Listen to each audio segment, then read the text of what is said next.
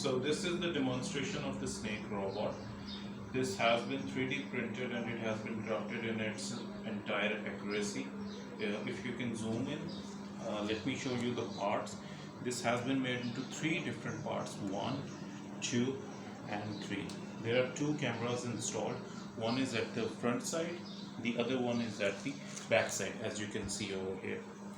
So there are some built-in sensors as well, if you can zoom in. This is the gas sensor. The basic purpose of this snake robot is to go into the places which are humanly not possible to reach. So just in case if this snake robot goes into some sort of a rubble, so there are chances that there are gas leakages over there.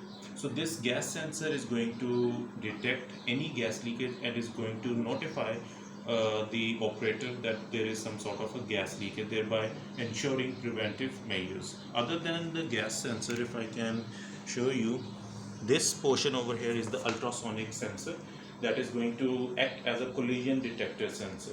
Other than that, this snake robot has also the features of pH as well as of oximeter, thereby detecting the oxygen level, again notifying that if there is the oxygen level is getting lower than the threshold, so the rescue and rehabilitation team should take some actions.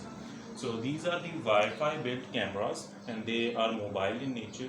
They can cover the front view as well as from the rear view.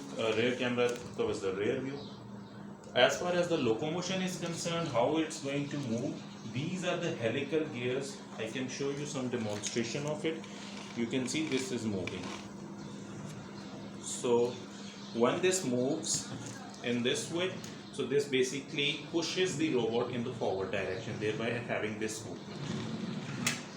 Alright, so it has tilt, pan and roll DOFs, degrees of freedom.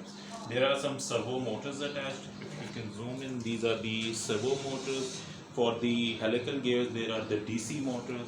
So this is the entire demonstration of the snake robot which we have crafted meticulously.